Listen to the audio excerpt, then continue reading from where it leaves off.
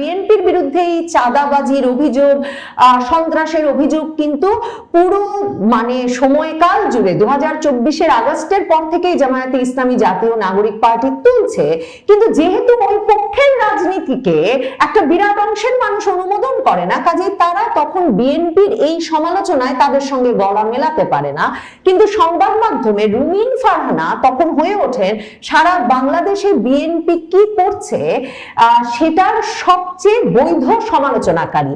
এবং রুমিন ফারহানা নির্বাচনে জয়লাভের পরেই তাই এটা পরিষ্কার করেন যে তিনি বিএনপিতে ফেরার কথা ভাবছেন না, কারণ এরকম একটা চাঁদাবাজ সন্ত্রাসী দলের ভেতরে তিনি ফিরতে চান না।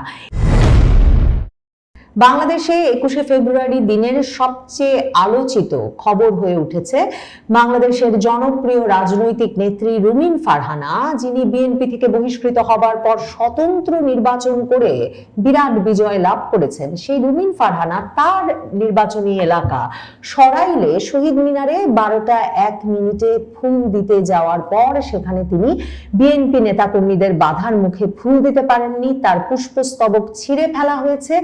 এবং এরপর রুমিন ফারহানার সমর্থক নেতা কর্মীরা গিয়ে ঢাকা সিলেট মহাসড়ক এর প্রতিবাদে কয়েক ঘন্টা অবরোধ করে রেখেছেন।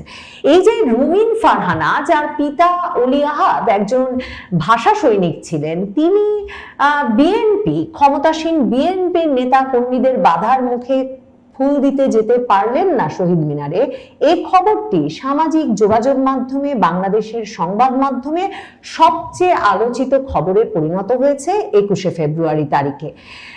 দেখেন, এই যে রুমিন ফারহানা পরিণত হয়েছেন, অনেকেই সামাজিক যোগাযোগ মাধ্যমে লিখছেন যে বাংলাদেশের একমাত্র বিরোধী দলীয় মুখ, বিরোধী দলীয় নেতা, একক বিরোধী দলে পরিণত হয়েছেন রুমিন ফারহানা। কারণ বাংলাদেশের একটা বিরাট অংশের মানুষ 12ই ফেব্রুয়ারির নির্বাচনে এমন একটা পরিস্থিতিতে অংশ নিয়েছেন কিংবা নেন নাই, যখন তারা যে মধ্যপন্থার রাজনীতি অনুসারী, তারা আওয়ামী লীগের যে সেকুলার ধর্মনিরপেক্ষ রাজনীতির অনুসারী, তারা সেখানে একদিকে যারা ভোটে অংশ নিতে গেছেন তারা অনেকেই বিএনপিকে বাছাই করেছেন জামায়াতে ইসলামী জাতীয় নাগরিক পার্টি সহ তারা যে অংশটিকে ধর্মভিত্তিক ধর্মান্ধ রাজনৈতিক গোষ্ঠী বলে মনে করে, সেই গোষ্ঠীটির থেকে বাংলাদেশের ক্ষমতার কেন্দ্রকে বাঁচাতে অন্যদিকে তাদের পক্ষে এই সরকারের বিরোধিতায় সমালোচনায়, তারেক রহমান সরকারের বিরোধিতায় সমালোচনায় কোনোভাবেই তাদের পক্ষে জামায়াতে ইসলামী বা জাতীয় নাগরিক পার্টির পাশে গিয়ে দাঁড়ানো সম্ভব না। তারা কিছুতেই, যেহেতু জাতীয় নাগরিক পার্টি জামায়াতে ইসলামীর রাজনীতিকে গ্রহণ করতে পারেন না, কাজেই একদিকে যেমন তারেক রহমানের সরকার তাদেরকে উদ্ধার করেছেন, তাদেরকে একরকমের রক্ষা করেছেন, বাংলাদেশকে একটা চরমপন্থায় যাওয়ার হাত থেকে রক্ষা করেছেন, ঠিক তেমনি ভাবে তারা যে বিরোধী দলটার চেহারা দেখতে চান সংসদে, রাজপথে, তার সঙ্গে জামায়াতে ইসলামী জাতীয় নাগরিক পার্টির মেলে না।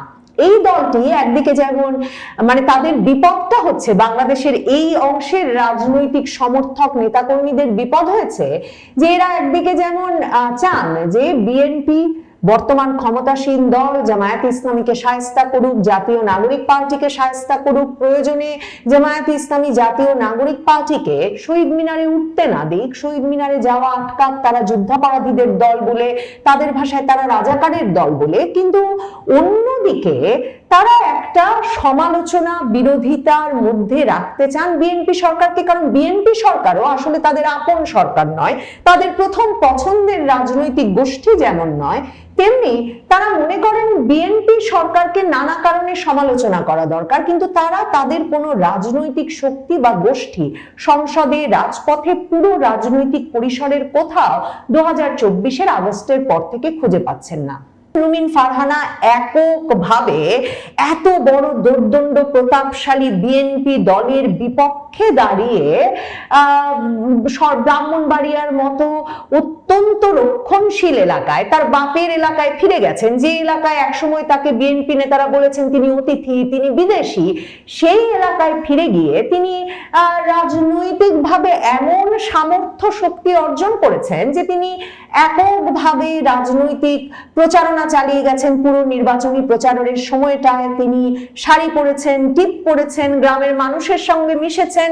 বিএনপি শুধুমাত্র তাকে সমর্থন দেওয়ার কারণে 200-র বেশি নেতাকর্মীকে বহিষ্কার করে দিয়েছে, কিন্তু বিএনপি এমনকি তার দল সামাল দিতে পারেনি। রুমিন ফারহানার জনপ্রিয়তার কাছে ওই 200 বহিষ্কৃত নেতাকর্মীও দল ছেড়ে বরং তার সাথে থেকেছেন। বিএনপির সকল নিষেধাজ্ঞা, সকল রকমের বাধাকে তুচ্ছ করে রুমিন ফারহানা বলেই গেছেন তিনি স্বতন্ত্র দাঁড়াবেন, তিনি স্বতন্ত্র দাঁড়িয়েছেন। বিএনপির নেতা কর্মী সমর্থকদের সমর্থন পেয়েছেন, সেখানকার নারীরা তাকে ব্যাপক হারে সমর্থন দিয়েছেন, সেখানকার শ্রমজীবী মানুষ সমর্থন দিয়েছেন। এবং প্রথম আলোর যে বিশ্লেষণ কি কারণে জয় পেলেন রুমিন ফারহানা, সেই বিশ্লেষণে প্রথম আলো বলছে রুমিন ফারহানার জয়ের পেছনে আওয়ামী লীগের নেতা কর্মী সমর্থকদেরও ভূমিকা ছিল। তারা অনেকেই মামলা হামলা অত্যাচারে বিপর্যস্ত, তারা ভোট দিতে না পারলেও তাদের পরিবার পরিজনকে রুমিন ফারহানার পাশে দাঁড়াতে ভোট দিতে বলেছেন। এই যে পুরো এই সবগুলো পক্ষ যারা বাংলাদেশের রাজনীতিতে নারীকে দেখতে চায়, যারা বাংলাদেশের রাজনীতিতে আসলে মানে দলের সর্বোচ্চ পর্যায়ে কোনোদিন নারী যেতে পারবে না, নারী সবসময় সংরক্ষিত নারী আসনে নির্বাচন করবে, এরকম মেনে নেওয়া নারী চায় না। যারা বাংলাদেশের রাজনীতিতে প্রকৃতপক্ষে উচ্চ কণ্ঠ, নিজের মতামত প্রকাশকারী, শাড়ি পরা টিপ পরা নারীকে দেখতে চান, তাদের একেবারে প্রিয় মুখ, তাদের যে রাজনৈতিক মানে আদর্শ, লক্ষ্য, উদ্দেশ্য, তার প্রতীক হয়ে উঠেছেন রুমিন ফারহানা। সে কারণেই এই যে রুমিন ফারহানাকে বিএনপির নেতা কর্মীরা বাধা দিয়েছে শহীদ মিনারে ফুল দিতে যেতে, এই নিয়ে সামাজিক যোগাযোগ মাধ্যমে ব্যাপক পরিমাণে মানুষ সোচ্চার হয়ে উঠেছেন। রুমিন ফারহানা সাংবাদিকদের কাছে বলেছেন যে বিএনপি নেতাকর্মীদের নিয়ন্ত্রণ না করলে পরিণতি ভয়াবহ হবে। এবং তার মানে তিনি কিন্তু জামায়াতে ইসলামী যা বলছে, জাতীয় নাগরিক পার্টি যা বলছে তাই বলছে। জাতীয় নাগরিক পার্টিও বলছে নির্বাচনের দিন থেকে যে তাদের নেতা কর্মীদের উপর হামলা হচ্ছে, জামায়াতে ইসলামী বলছে তাদের নেতা কর্মীদের উপর হামলা হচ্ছে, অগ্নিসংযোগ হচ্ছে, লুটপাট হচ্ছে, নারীদের ধর্ষণ করা হচ্ছে। কিন্তু সংবাদ মাধ্যম, মূলধারার সংবাদ মাধ্যম যেমন সেগুলো সত্য কি মিথ্যা সেসব বিবেচনায় সময় দিচ্ছে, কিংবা সেসব অভিযোগকে তেমন গুরুত্ব দিচ্ছে না। মানে জাতীয় নাগরিক পার্টি, জামায়াতে ইসলামী হালে পানি পাচ্ছে না তাদের নির্বাচন পরবর্তী সহিংসতা, বিভিন্ন অভিযোগে। রুমিন ফারহানা কিন্তু সেই একই অভিযোগ তুলছেন। কিন্তু রুমিন ফারহানার এই যে বিএনপির নেতাকর্মীদের নিয়ন্ত্রণ করতে হবে সারা দেশে, এই অভিযোগ সামাজিক যোগাযোগ মাধ্যমে ব্যাপক আলোড়ন তুলেছে। রুমিন ফারহানা এমনকি নির্বাচনে বিজয়ী হওয়ার দিনেও তিনি যখন প্রথম আলোতে সাক্ষাৎকার দিচ্ছেন, তখন তিনি বলেছেন যে একদিকে যেমন বিএনপি থেকে তিনি জিতছেন এটা টের পাওয়ার পরেই তার সঙ্গে যোগাযোগ করা শুরু হয়েছিল যে তিনি দলে যদি আবারও ফিরতে চান, যোগাযোগ করতে চান, তাহলে হয়তো এমনকি মন্ত্রী পদও পেতে পারেন। রুমিন ফারহানা সংবাদ মাধ্যমকে বলেছেন যে তিনি একদিকে যেমন বলেছেন যে তিনি মন্ত্রীপদ পেলেও বিএনপিতে ফেরার কথা ভাবছেন না, কারণ বিএনপি যেরকম একটা চাঁদাবাজ দল, অত্যাচারী দলে পরিণত হয়েছে, এইরকম একটা চাঁদাবাজ অত্যাচারী দলে তিনি ফিরতে চান না। মানে বিএনপির ব্যাপারে এতটাই তিনি সোচ্চার হয়ে উঠেছেন। বিএনপি থেকে মনোনয়ন না পাওয়ার পর বিএনপি থেকেই কিন্তু তিনি মনোনয়ন প্রত্যাশা করছিলেন। আর বিএনপির বিরুদ্ধে এই চাঁদাবাজির অভিযোগ, সন্ত্রাসের অভিযোগ কিন্তু পুরো মানে সময়কাল জুড়ে 2024-এর আগস্টের পর থেকেই জামায়াতে ইসলামী জাতীয় নাগরিক পার্টি তুলছে। কিন্তু যেহেতু ওই পক্ষের রাজনীতিকে একটা বিরাট অংশের মানুষ অনুমোদন করে না, কাজেই তারা তখন বিএনপির এই সমালোচনায় তাদের সঙ্গে গলা মেলাতে পারে না। কিন্তু সংবাদ মাধ্যমে রুমিন ফারহানা তখন হয়ে ওঠেন সারা বাংলাদেশে বিএনপি কি করছে সেটার সবচেয়ে বৈধ সমালোচনাকারী। এবং রুমিন ফারহানা নির্বাচনে জয়লাভের পরেই তাই এটা পরিষ্কার করেন যে তিনি বিএনপিতে ফেরার কথা ভাবছেন না, কারণ এরকম একটা চাঁদাবাজ সন্ত্রাসী দলের ভেতরে তিনি ফিরতে চান না।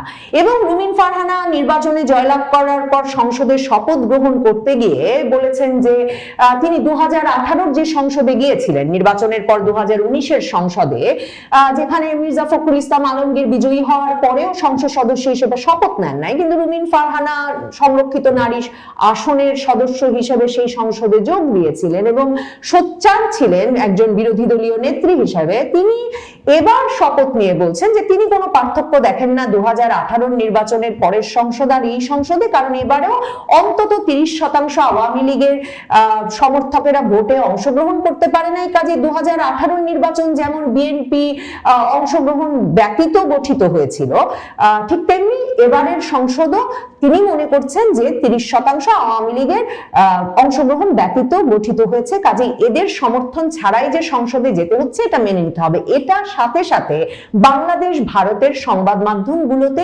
ব্যাপকভাবে প্রচারিত হয় যে একজন সাবেক বিএনপি নেত্রী বলছেন এবারের নির্বাচনে 30% আওয়ামী লীগ ভোটাররা ভোট দিতেই আসেন নাই। এবং রুমিন ফারহানা 2024 আগস্টের পর থেকেও কিন্তু একদিকে যেমন তিনি প্রায়শই টকশোতে বসে আশঙ্কা প্রকাশ করেছেন যে সরকার এরকম খারাপভাবে চললে আওয়ামী লীগ আবার চলে আসার সুযোগ তৈরি হবে, সে কথা যেমন তিনি বলে গেছেন, তেমনি তিনি তার পিতার সঙ্গে শেখ বঙ্গবন্ধুর ঘনিষ্ঠ ব্যক্তিগত সম্পর্কের কথা বলেছেন।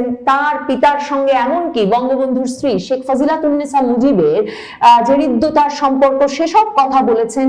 তিনি আওয়ামী লীগের কথা বলেছেন, বঙ্গবন্ধুর কথা বলেছেন। মানে যে সময়টায় কেউ আওয়ামী লীগ বঙ্গবন্ধুর কথা সংবাদ মাধ্যমে বলার সাহস করছিল না, তখন অ্যাডভোকেট ফজলুর রহমান বিএনপির মুক্তিযোদ্ধা এমপি তার মতোই রুমিন ফারহানা নিজেকে সেই জায়গায় অধিষ্ঠিত করেছেন। কাজেই অন্যদিকে 2018-তে তিনি যখন সোচ্চার বা পুরো আওয়ামী লীগ আমলটা জুড়েই তিনি যখন সোচ্চার হয়ে উঠছিলেন আওয়ামী লীগ নেত্রীর বিরুদ্ধে, আওয়ামী লীগের রাজনীতির বিরুদ্ধে, তখন আবার আওয়ামী লীগের ভেতরেও এই কথা বহুল প্রচারিত ছিল যে বিএনপির অন্য নেতা নেত্রীর মতো রুমিন ফারহানাকে যে কোনো মামলা হামলার সমস্যায় পড়তে হয় না। তার একটা বড় কারণ যে শেখ হাসিনা বঙ্গবন্ধুর সহচর অলি আহাদের কন্যা হিসেবে তাকে অত্যন্ত স্নেহ করেন এবং তার সাহস, তার যে রাজনৈতিক লক্ষ্য এবং রাজনৈতিক অবস্থান সেটাকে তিনি এক রকমের স্নেহ এবং ভালোবাসার চোখে দেখেন। কাজে এই সব কিছু মিলিয়ে এখন আবার একটা জোর এমন আলাপও সামাজিক যোগাযোগ মাধ্যমে নানাজন যেমন তোলার চেষ্টা করছেন যে আওয়ামী লীগের যখন এমন বেকায়দা দশা এবং রুমিন ফারহানার যখন কোনো দল নাই, আর রুমিন ফারহানা যখন এমন শক্তিশালী নেত্রী যিনি এককভাবে পুরো একটা রক্ষণশীল এলাকার নারী পুরুষ শ্রমজীবী মানুষকে একত্র করে জিতে আসতে পারেন বাংলাদেশের এমপি ইলেকশন, এবং যিনি কিনা বিএনপি তাকে ঘাটাঘাটি করলে ঢাকা সিলেট মহাসড়ক অবরোধ করিয়ে ফেলতে পারেন, এমন একজন শক্তিমান নেত্রীর উচিত বা নেত্রীকে এখন আওয়ামী লীগে অংশগ্রহণে, আওয়ামী লীগের নেতা হয়ে উঠতে আহ্বান জানানো যেতে পারে। কিংবা অনেকে এমন কথা লিখছেন যে তিনি কি হবেন আওয়ামী লীগের পরবর্তী মুখ, যারা ব্যাপকভাবে আওয়ামী লীগের একটা নতুন নেতৃত্ব দরকার, আওয়ামী লীগ নতুন করে গঠিত হওয়া দরকার, দেশের ভেতর আওয়ামী লীগকে কে সংগঠিত করবে এসব নিয়ে নানা রকম আলাপ করছেন। তারা অনেকে সে আলাপ উস্কে দিতে চাইছেন। অনেকে বলছেন যে রুমিন ফারহানা একাই 100, একাই একটা দল, কিন্তু তিনি কি দল গঠন করবেন? সেই দলে কি সরাইলের আওয়ামী লীগ নেতা কর্মী সমর্থকেরা তার পাশে থাকবেন? তিনি কি তাদেরকে নিয়ে দল গঠন করবেন? তাহলে সেটা আওয়ামী লীগ নয় কেন? বিএনপির ভেতরে সন্দেহ আছে যে বাংলাদেশের ভেতরে, বাংলাদেশের বাইরে বিভিন্ন সংস্থা, যেসব সংস্থা সবসময় নতুন করে দল গঠন করাতে চায়, দলে নতুন নেতৃত্ব আনার ক্ষেত্রে গুরুত্বপূর্ণ ভূমিকা পালন করে, নানা রকম কলকাঠি নাড়ে, সেসব সংস্থা আসলে রুমিন ফারহানার মতো একজন শক্তিমান নেত্রীকে টার্গেট করেছেন কিনা, যে তিনি শেষ পর্যন্ত বাংলাদেশের রাজনীতিতে আওয়ামী লীগ ফেরাতে গুরুত্বপূর্ণ ভূমিকা রাখবেন, তিনি সেই বিরোধী রাজনীতির কেন্দ্র হয়ে উঠবেন, যে রাজনীতি জামায়াত, জাতীয় নাগরিক